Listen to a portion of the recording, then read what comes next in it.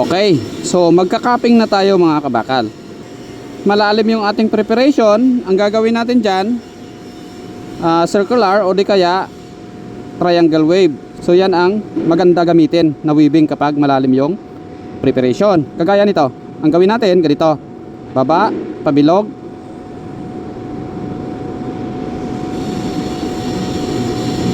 okay. So yan yung circular.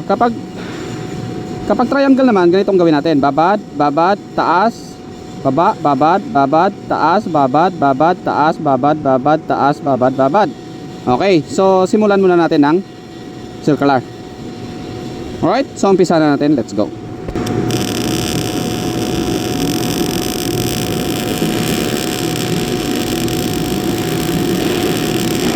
So babad lang tayo sa gilid para hindi magkakaroon ng undercut.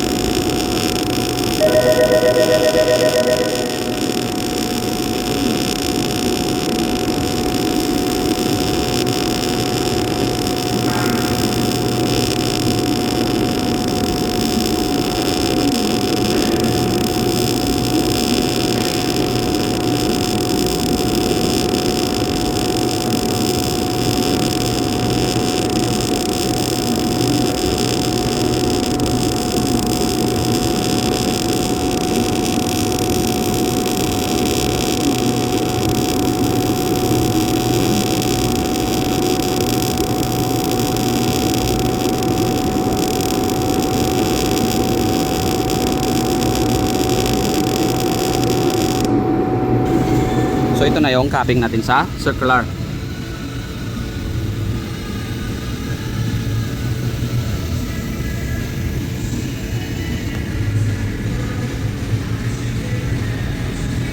Alright. So yun lang. Thank you and God bless.